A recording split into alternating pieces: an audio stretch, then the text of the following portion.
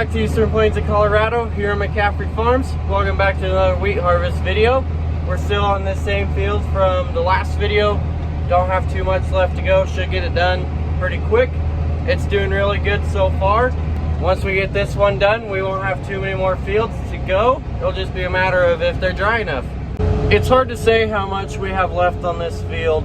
We still have a decent amount. It'll take a little bit yet, and then I think we're gonna have to go all the way back north up to our house because the 50-acre field, like I said, it was still a little too wet. And then we got the circle and the corners up there. The test weight wasn't very good on those corners when we tested them. We're kind of wondering maybe it had some stripe rust pretty bad too, because the last field we did, it made 38, but it was 55-pound test weight, and the guy that actually came and looked at them for us to see if it had rust, he actually came down because he said that field was the worst and he wanted to see how it did. And so we're kind of wondering if maybe it's the same thing, if in between when he looked at it and they actually got sprayed, because it's about a 3-day period.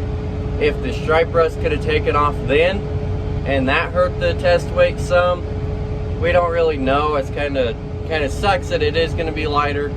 We'll just have to see what it's actually like once we take the load of wheat in.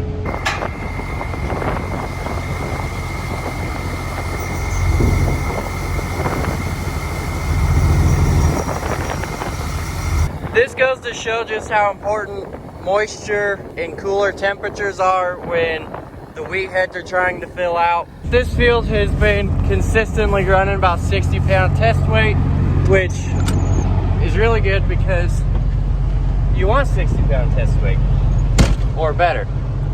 And this field still had a decent amount of green when it kind of cooled back down and we got a few more rainstorms after that like 20-day period of no rain and very warm temperatures.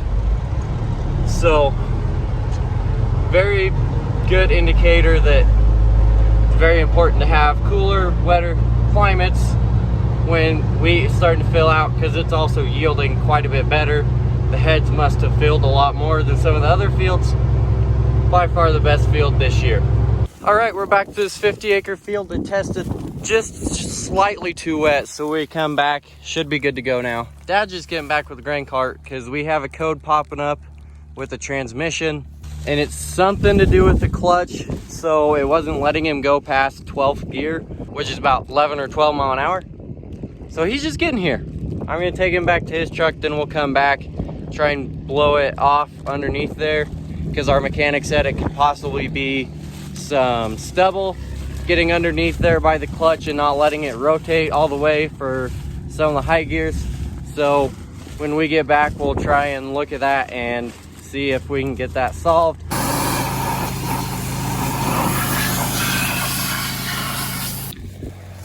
Well, our mechanic told us there could be some junk around the clutch, so we blew it out pretty good. We got a lot of stuff out, but I'm guessing it didn't work because Dad's already turned back and heading this way. So don't know what it is. Like I said, for now we might just have to deal with it and then let him look at it when we take it up after harvest.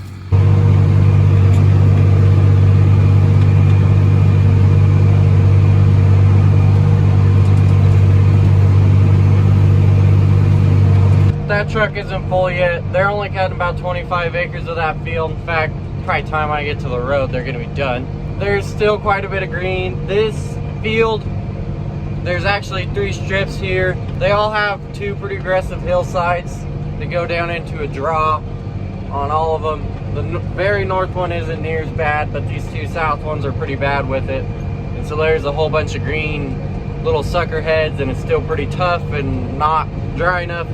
So we're just gonna leave that for now because the top half was dry enough and good. So we went ahead and cut that. But I'm taking the grain cart home. We can only go 12th gear, which is about 11 mile an hour. So I got unloaded. There'll still be a little bit, and then I'll just make the way home. Dad talked to our mechanic. He said he's working somewhere else now. Might be an hour before he's done, which will be fine because it'll probably be a couple hours for me to go home. But hopefully he'll be able to come look at it and get it fixed for us. From the looks of it, a few things we've heard from him and a few things I looked up on Google, doesn't look bad, so hopefully it's not that bad when he gets here and looks at it. I just got here to what we call the county line field. I pulled into the corner because Dad should be popping over this hill any minute, and then the mechanic is also just getting ready to head this way. Hopefully here in the next 2 minutes we can figure out what's going on with this, what's making that light flash, and how to fix it. And that way, there's Dad. That way we can get this back to the house and keep cutting wheat, because we could easily get finished up here pretty soon. I'm back here at the truck. I'm gonna get it tarped up. Gonna take it back home. The mechanic and Dad are still looking at the tractor when we went by. We were getting everything shuffled around. That way we could start cutting up at the house if it's dry enough and ready to go. So I'm gonna get this tarped up, take it home. Front hopper on this is full from this field, so I'll have a split load to do. Once again, split loads are annoying, but gotta keep them separate when they're a different section. So I'll do that, and hopefully we can continue to get a lot of wheat cut today. All right, I didn't hear all the conversation, but the tractor's gone, mechanic's gone, and I'm pretty sure they said it got fixed, so that's good. I know Dad's back at the house, so hopefully it wasn't anything too serious, and it must not have taken too long, so hopefully it's fixed now and it's good to go. Back to the house, I'm gonna be running grain cart. Michael and Dad are gonna be in trucks. It is working. We're in 14th. There's a little bit of mud. The sprinkler that is running, this sprinkler and then that sprinkler over there, they're all tied together. And right now, I don't know, there's something to do with one of the valves that runs from this pivot over to that pivot. It's not working right, so it's letting water through, and so it's running it out to this one, and it's running water out there. It's been doing it for a while. We just haven't had time to get it fixed, or haven't talked to anyone to get it fixed. So we just let it water right there.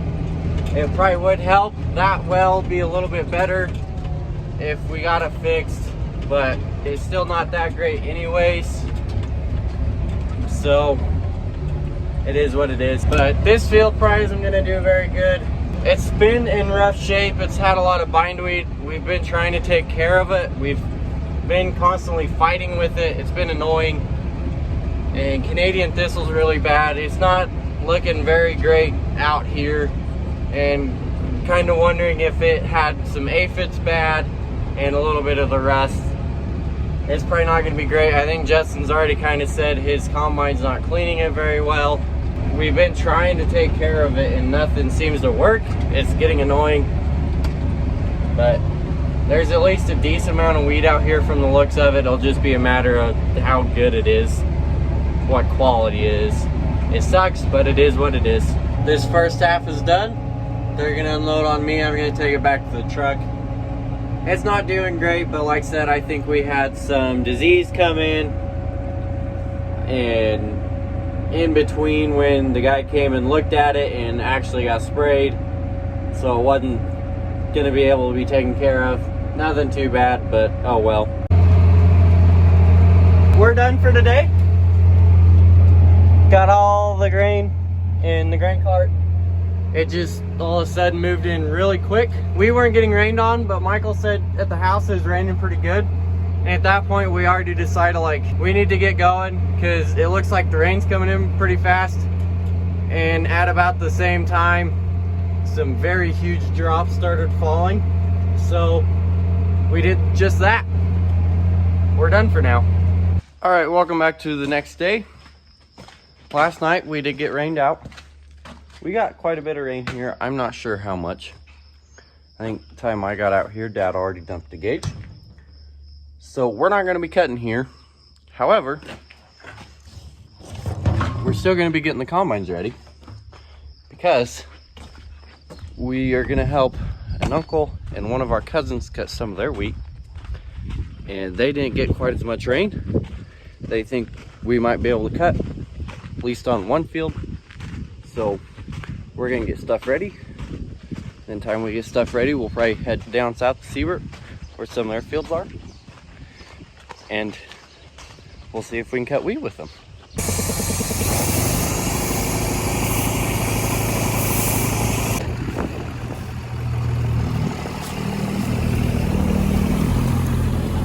The guy Justin works for, the neighbor we always rent stuff from, he's letting us use his header trailer. Justin's gonna be bringing Dad's header trailer down. We're gonna take the headers off. The way we're gonna go down there is right down Highway 59. It's always a pretty busy highway and there's not much room to pull over, so it's a lot easier to take the heads off. We're getting everything ready. I'm gonna unload the grain cart onto Dad's truck, get that wheat off, so then we can take that in, get our trucks down there, get everything ready, and be good to go.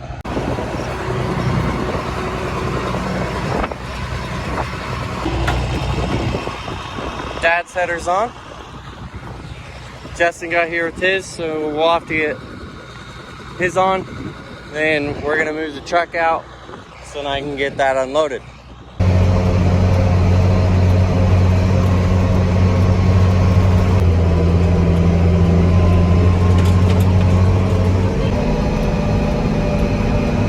All right, I think we're just about there. We just gotta go south like a mile on this next road. We should be about to where the fields that we're gonna cut for our cousin and uncle are.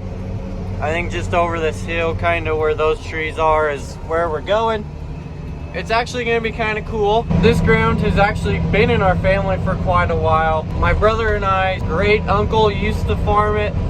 We actually used to help him cut quite a bit. I would have only been about 3 or 4 years old, so I don't remember it much, but it's really cool because when we'd help our Uncle Kenny, the one that used to farm it, we helped with our 9600, and then this tractor actually used to pull our Uncle Kenny's old Kinze grain cart, and now we're pulling a Kinze grain cart. So it's kind of cool to us. My brother Michael said something about that too. It is just kind of cool that this is the first year we're helping them do this, and we just so happen to get a Kinze grain cart and come back down here. So it's kind of cool to me. Got Dad's header on, he's gonna hook that up. Justin's bringing his, I got Justin's truck here. Michael took last load of our wheat in. Actually, Justin's just over here. So hopefully soon we'll get going and get a few loads cut. Justin just got here, so we're gonna get his header hooked up. I'll get these loosened.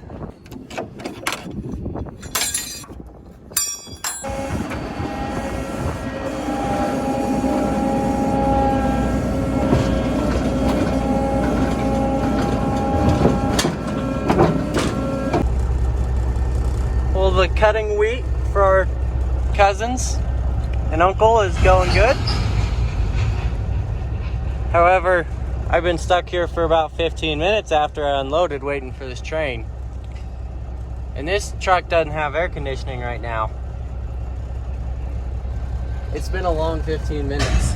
So we're down here, still on our cousin's wheat. Today should be the last day. They decided to bring their Gleaner S77 down and help us. He's on his second round. Dad's still on his first round. I think he said they've been able to go like 6 miles an hour with that combine with 35-foot head. That's ridiculous. He's gonna have this field done before Dad even gets back around to the trucks.